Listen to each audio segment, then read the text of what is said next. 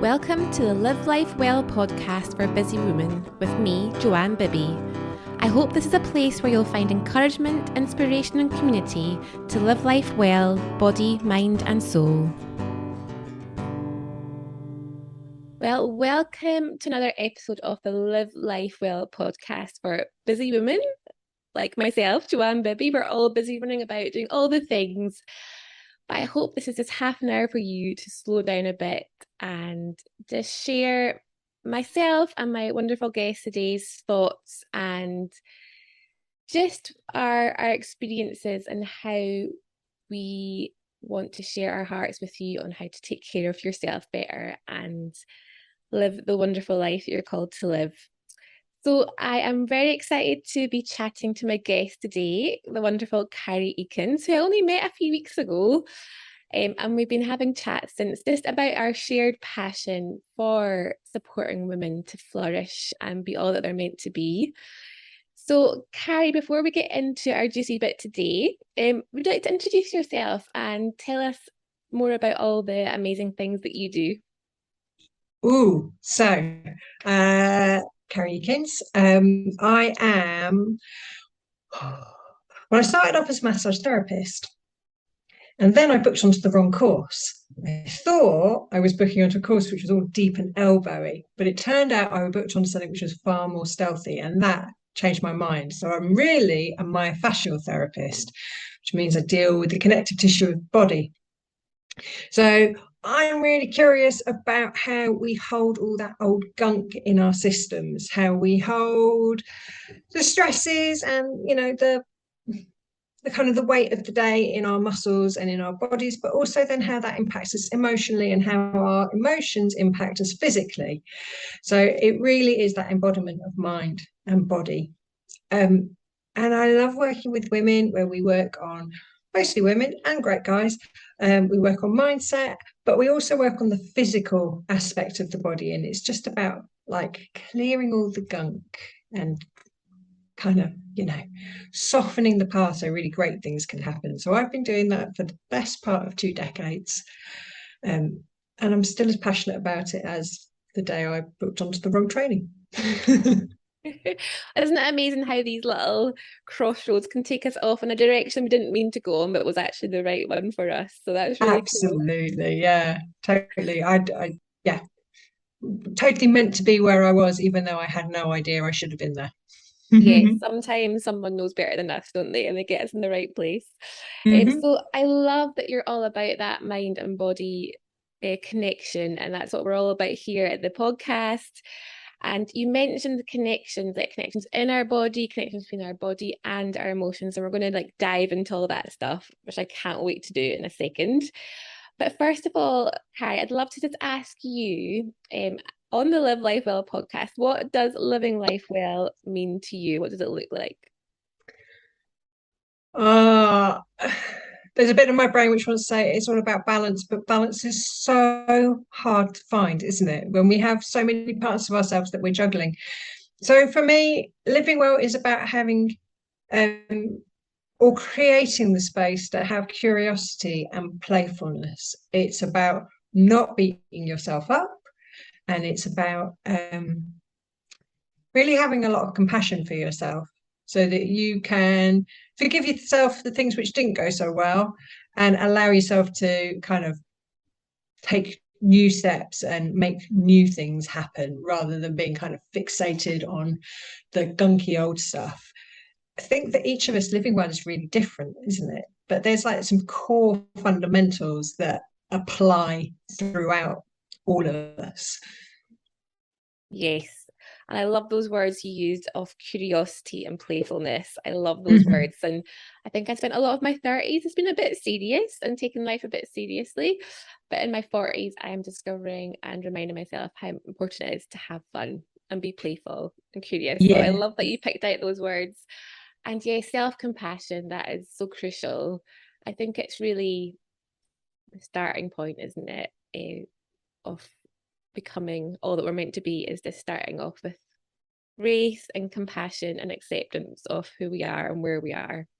Yeah, and it's about remembering as well that we get to choose that. we get to choose to beat ourselves up, or we get to choose to be kinder to ourselves. And it's that idea, isn't it, of, well, how would you treat a 5-year-old who made a mistake? You wouldn't goad them, you wouldn't chide them, you wouldn't tell them off. So why do we sometimes feel that we need to do that to ourselves? Why do we hold on to that old torment rather than going, oh, okay, so, maybe that didn't work. And I think, again, we're back to that mind body connection. We're back to how sometimes we are caught in that kind of nervous system place, aren't we? That we're stressed, and it kind of activates the nervous system, and we think we've calmed down, but actually, because our lives are moving so quickly, we never get to that place where we really get to shake off what's happened. So then when we're holding judgments against ourselves, it's quite a physiological level. It's not just about our thoughts and beliefs and our actions, but it's right there on a cellular level of our body that we're still caught in that place of stress. And I don't think a lot of us have been talking about that generally. And I think we've all just been through like that 2-3 year cycle of a lot of change, a lot of uncertainty.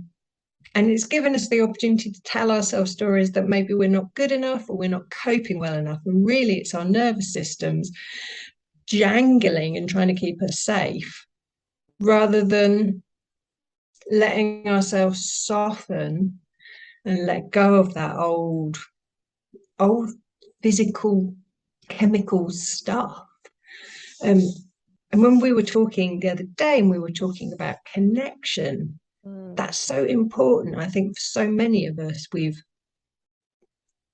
not lost our ability to connect, but we don't get to explore it maybe in the way that we need to and could do right now, in kind of a reflection of what's happened to us all. Yeah, and I think that's a really important of the work part of the work you do, Carrie, is this giving women that space and time to slow down and realize what we are feeling and thinking, what we are carrying around with us, that we maybe just don't stop to recognize or feel, or it feels uncomfortable, so we don't really want to feel it, but it's so important. And like you said, we've been through so much collectively over the last 3 years, even the last year, just lots of stuff happening. And when we were talking last week, I'm really sort of wrestling and mulling over this idea of connection and disconnection. I've been aware for years how important connection is in terms of having community around you and safe relationships and connections, and also thinking more about the idea of how our mind, body, and soul health all connected. But yeah, what about how we connect with ourselves? I know that's something you're really passionate about. Why is that important? But as women, as busy women carrying all this stuff around with us, how important is connecting with ourselves, and what does disconnection look like? So often I talk about it in terms of there being like a internal landscape and an external environment, that we quite often look out into the world, we look at what our peers are doing, we're looking at what the media is telling us, and we are kind of measuring ourselves up against other people's standards, and we're measuring ourselves up against that external environment. It's like, are we making the right moves? Are we doing the right thing?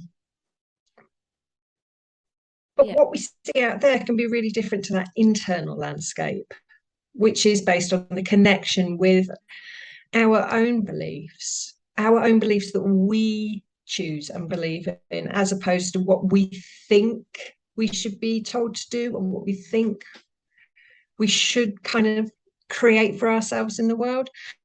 And that's where a lot of the disconnection comes into play, because we find ourselves in that tangle of, am I good enough? Am I working hard enough? If you're a parent, am I a good enough parent? Am I a good enough partner? Am I a good enough child? And that's where we start kind of falling out of sync. So a lot of what I create with my clients is about coming back into the body. It's about coming back into the breath So we get to regulate our nervous system, and we learn natural ways to kind of calm ourselves. It's about learning how to like feel our own touch. Mm. Like, I think for a lot of people during the pandemic, we missed hugging other people. We missed that connection of hugging others. But actually, within ourselves, we also have the ability to create that softness of touch, that safety of touch. And so a lot of the work I do is about getting your own hands on yourself. It's about working with the body so that you can see where you catch yourself in, times of stress. So some of us, we clench our teeth at night. Some of us, we end up with a lot of low back pain. We all have different responses to stress. But when we start to work out what our pattern is and actually how we can place our hands on ourselves and come back into the breath, come back into connection with the body, then we get those really special tools that we get to use for the rest of our lives. Like, once you've learned the importance of like owning yourself, I guess, like learn how important your own internal landscape is, and actually that you have so many tools and techniques and opportunities to really nurture yourself and comfort yourself, then you don't need to look out into the external environment as much. You can stay quite contained in a way that is positive and useful, if that Mm. makes sense. Yeah, yeah, no, totally. So it starts with us. Like, obviously, connection with others is really important, but it has to start with us being comfortable with ourselves, in touch with ourselves.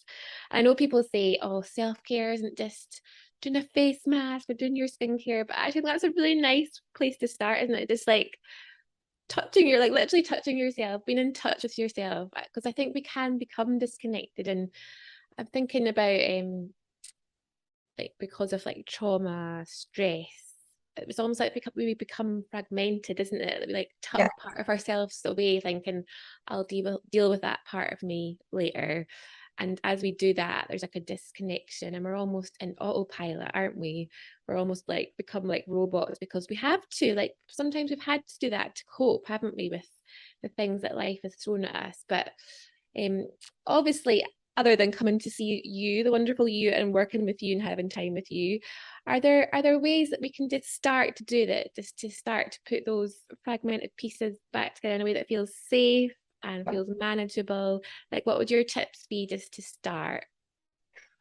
Um, so I talk a lot about in my work about well-being anchors. So your well-being anchors are very personal to you as an individual, and it's about looking at how you respond to your senses, plus how you respond on like an esoteric level, whether you have a spiritual practice or a kind of a ritual, and also about movement as an extra kind of sense.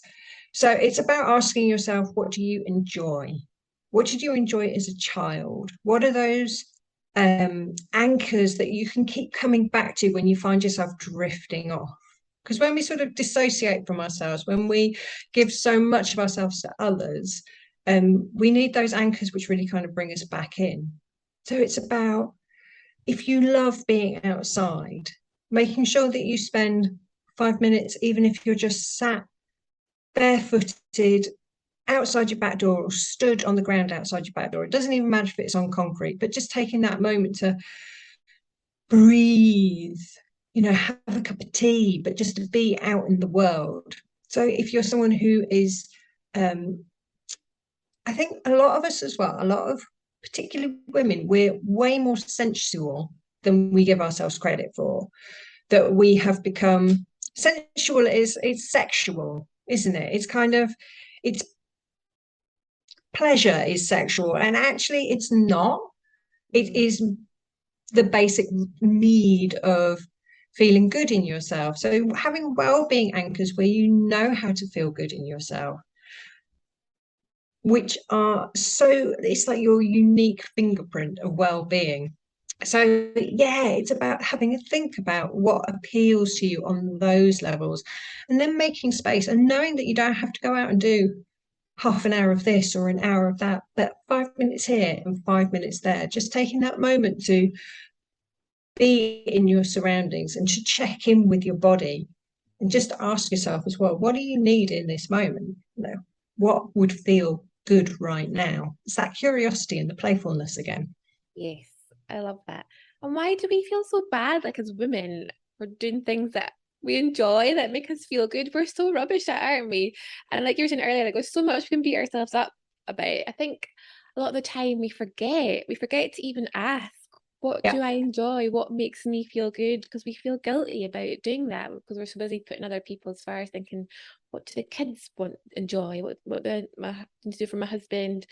I need to see that friend and make sure they're okay. And we just forget, don't we? So I think what you're saying is so And good about the think, just taking time to think, what are those things I enjoy? Maybe like write a list. So if you forget, think, here's my 5 minute, yes, a list of 5 minute things to exactly. do. It is, isn't it? It's like write a list, make a list. It's the uncomfortable side of being a nurturer. Mm, The downside of being a nurturer is that you feel that you need to look after everybody else first and you forget about this, you forget about you. So, yes, exactly. I mean, I have on a freebie on my website, which is all about wellbeing anchors. And you can go and make yourself a little chart and remind yourself of all those things that you want. Because it's like when they say on the plane, put your oxygen mask on before you put on anybody else's. You have to look after yourself before you look after anyone else. Because so many women are burning out. mm-hmm. So many women are looking after their children, looking after their aging parents, looking after other family members, they're going to work, they're doing all the house stuff. And gender equality is definitely increasing and improving. But women have this tendency to take those roles without being asked. Natural, nurturing habit, I guess. Yeah. So we do need to put ourselves first. And it is not selfish to prioritize ourselves. It is imperative that we prioritize ourselves. If we want to live well, it starts here, doesn't it? It starts with us. Yes, it's like, what do you want your life to look like? And part of that is feeling well. And if you want to feel well, there's things you're going to have to do to um, achieve that. And oh, I'm definitely going to check out your wellbeing anchors. That sounds great. I'm very practical, like give me the bullet points. So Fools. Yeah. I'll definitely be checking those out because it's just great to have that practical encouragement of ways Mm-hmm. that we can do that. And yeah, let's celebrate looking after ourselves. I know we can hold up the role of nurturer as like this medal, oh, we're so selfless, we're looking after everyone else, but let's celebrate taking care of ourselves too. Let's tell people how we're taking care of ourselves and encourage other people to do the same. Oh, amazing. So thinking more about our bodies and how we're connected within our bodies, because I know you love all this sort of sciencey bit about that. I'd love to Mm-hmm. just dig into that a little bit, like what goes on in our bodies when maybe we're disconnected and when we're connected well with ourselves.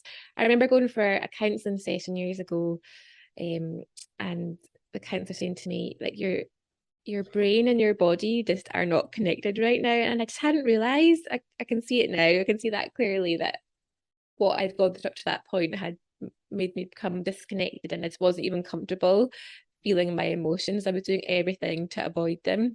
So yeah, what's going on in our body or what leads to disconnection and what happens when we start to reconnecting with ourselves? How Oh, long have we okay. got? Yeah, right. I'm going Give to us try like and a snapshot and we'll have you back on to talk more about the give science. us a snapshot. All right. So if you think about the fact that we have been evolving for millennia, hundreds and thousands of years. So the oldest parts of our brain are like 500,000 years old. That's way before the Industrial Revolution. That's way before the digital world. That's way before towns and cities and conurbations and all that. So the bit of our brain which wants to keep us safe is still thinking in terms of woolly mammoths, saber-toothed tigers. Because of that, our brain is now constantly sending off alerts about everything that's going on. About, an email, a traffic jam, all of these things become saber-toothed tigers. So Mm. we end up very cognitive, we end up thinking a lot, we overthink a lot. But when we actually come back into our body, what we can do there is that we can start to regulate a particular nerve called the vagus nerve, Mm. which is why breath work is so important, because it stimulates the vagus nerve and it brings us back in. So if we are heightened, if everything is going off, suddenly all neutral faces look aggressive, all situations become more, we perceive them as being the opportunity for greater harm to ourselves. So we go from being stressed to stressed, which is why getting back in our bodies allows us to calm the nervous system, because now we're calming our vagus nerve, now we're calming our bodies down. So remembering to move your body. How many of us just like sit in an office chair all day? It's really easy to do, isn't it? That you sit down at home a lot, and then you stand up and you go to the car, and then you sit in the car and you drive to work, and then you get out of the car and then you go to work and you sit down all day. So we forget that actually we should have quite a lot of slink in our bodies. We should have quite a lot of three-dimensional movement in our bodies. And even just like spending 5 minutes wiggling your hips around. I have a lovely thing that I do with my clients where I say, imagine you've got a tiger's tail, and feel the weight of the tiger's tail, because that brings you back into thinking about your pelvis. And as soon as you're thinking about what's going on in the body and feeling what's going on in the body, you're not able to overthink as much. So then you're able to get more clarity about those situations that are pranging you out. You're more able to see the different nuances to a situation, which as well is why working with other people is so important. Mm-hmm. Because people like you, people like me, we can also kind of cast light and shade on what's going on. We can open up other understandings. And you don't have to go to a paid professional. Sometimes you just need a really honest friend. Yeah, And from it's another about having, perspective. yeah, just an outside perspective. And that's where getting out, going for walks, allowing conversations to unfold, that's such a beautiful, simple tool. Even just thinking about what you're mentally telling yourself, like kind of, what's that term? Is quite, it's quite usual now that there is self-coaching Mm. within coaching. So self-coaching yourself, going, really? Is that true? Is that how I feel? Just, again, curiosity, playfulness. And it can just help bring yourself back into a more grounded, situated place to make better decisions from.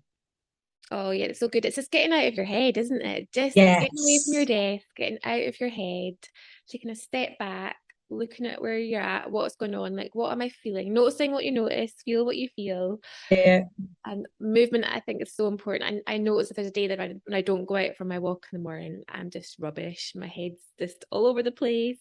So I'm not taking that step away. I've just gone into it without thinking yeah, about it, and that's so good. And I love your word slink. We need to all be a bit more slinky. definitely. We could all do with a bit more slink in our lives. Yes, and I know that's something you can definitely help people with. And you mentioned breath work there. Is there like a simple breath work exercise that we could implement, maybe when we're noticing that we're in our heads, that we're a bit disconnected with what's going on? Is there something that we can just use quickly to bring us back into that moment? Absolutely. So one of the simplest ones is to just rub your sternum. So you just rub the bony bit between your ribs and you bring it all the way down, and then you rub kind of under the ribs, which is where the connective tissue of the diaphragm connects into the bone, covers the bone. And that helps regulate your vagus nerve. It's like a light switch that you can flick on and off between your brain and your body. Even just doing that small amount of rubbing, I can feel my breath settling in. And it's just a really nice one to try, like being aware of the things that you do that bring your breath back into you. And you'll feel that your belly starts to expand. So instead of breathing up here, which is kind of a more shallow, more stressed breath, you bring the breath right down into your belly. And just by doing that, you calm yourself. I'm doing it now. You just notice, don't you? You notice how shallowly you are breathing because you're holding all this tension, aren't you? And then you take a deep breath, and straight away everything feels a little bit better and a little bit lighter. So just taking that moment, isn't it? Little moments in your day, like you said, it doesn't have to be hours. It's just 5 minutes here and there to ground yourself, take a breath, get in touch with yourself, move your body, and all these little things add up to having a big result, don't they? Absolutely. Yeah, they do. Oh, it's so good. It's so good. And you talked about the sort of nervous system and the vagus nerve. But I think that's something we'll definitely have you back to talk about because that's a whole other half an hour's worth and more, much more. And we both love all that stuff. But um, yeah, would love to hear your tips, sort of managing your stress and soothing your nervous system, which I know is another massive passion of yours. But I really hope if you've listened today, you'll just take a moment or just write some notes, write a little plan for how this week you're going to just get more in touch with yourself, your body, and with others, because that's such an important part, like we are saying at the start. Once we work do that work on ourselves to reconnect, it's also recognizing the importance and the benefits of then connecting with others, isn't it?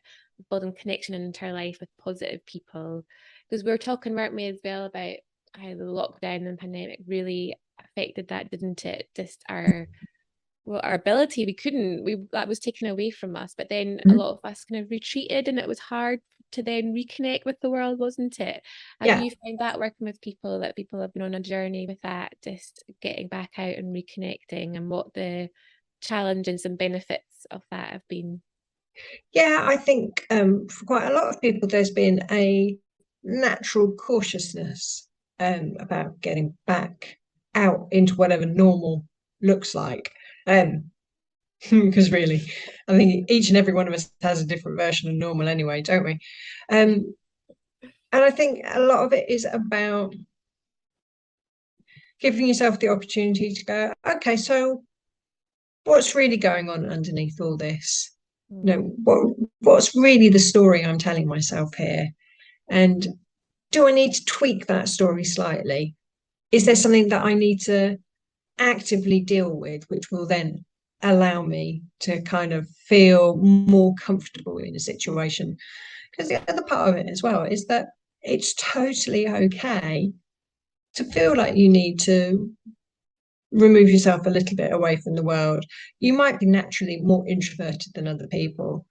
Um, and it's not about pushing or shoving, is it? It's not about forcing yourself outside of your comfort limit. You know, some people are great about taking that huge leap into the unknown, but for the majority of people, it's just about incrementally doing things which make you feel a little less safe, but you can normalize into rather than kind of fully lunging out into the world again. It's Yeah, whatever works. yeah, and like you said, it's different for everyone. Whatever helps us is different from what helps someone else. But sometimes also what you were saying is just getting someone else's perspective. Maybe if you are feeling a bit stuck with Yep. any of these things that we're talking about, so either speaking to a good friend or speaking to someone like you, just to get those first steps to move forward and get someone else's perspective can be really helpful. Mhm. Oh, amazing. Oh, it's so good. I'm just really loving this idea of connection. I think it's so important. I think it's really a tool that we need to recognize and implement into our lives to be all that we can be. So talking about connection, Carrie, how can we stay connected with you? Tell us what's going on. I know there's different ways people can connect with you and work with you, sort of one-to-one with courses that you've got. So just tell us a bit more about that and where we can find you and stay in touch. Oh, well, you can find me on my website, which is Carrie Ekins, there's a double E in the middle of that, .co.uk. I work hands-on here. And I do a combination. Actually, have a thing called Slink, which is a combination of hands-on work and mindset work. If you come jump onto my website, you'll find the Wellbeing Anchors freebie. From there, you can learn a little bit more about Wellbeing Anchors, what they are, how they work for you, how to connect in with your senses. Yeah, but feel free to get in touch and chat. You can find me on Instagram as well at Carrie Ekins. And yeah, I'm a very personable, chatty person. I'd love to see how I can help you. You are. I can confirm that. You are very lovely and very chatty. And I would encourage anyone to have a chat with you and definitely get those wellbeing anchors downloaded and check out your gorgeous new studio. We can see you, I can see you with the sun shining on your gorgeous new pink chair. So check us out on YouTube as well. If you're listening to this on audio, you can see the lovely Carrie and her gorgeous new studio in Sheffield. So yeah, you can go and check it out there. Awesome. So Carrie, thank you so much for chatting to us today. There's so much more I could ask you, but time is running short. But just for fun, before we go, could you tell us if you had one last meal on earth, what would you choose to have? Oh, Hard. no, easy. When Oh. I was, I know, right? When I was a kid, we used to go to an Italian restaurant which did the best garlic mushrooms in the world ever. It turns out you need to cook them very, very slowly, Mm. a lot of butter. But happily, that and some homemade bread, that would be me. Happy, happy. Last meal on earth. Oh, easily pleased. Garlic mushrooms and nice bread. That does sound Oh, yeah. amazing. Garlic is one of the keys to happiness in life, I feel. Oh, Carrie, it's been so good to chat. I just love your heart and your sense of joy and fun and your passion to support other women. I love that. We've got that in common. So thank you for your time today. And please get in touch with Carrie and have a chat with her and see how she can support you to be all that you can be. So thanks for your time, Carrie, and we'll see you Thank all soon. you. Thank you for having me. Oh, such a pleasure. See you soon. You. Thank you so much for listening today. I really hope you've had some inspiration to look after yourself, body, mind, and soul, and feel as well as you deserve to do. Please remember to subscribe and share this podcast if it's been helpful for you. And I'll see you again soon with another episode and some more amazing guests. Take care.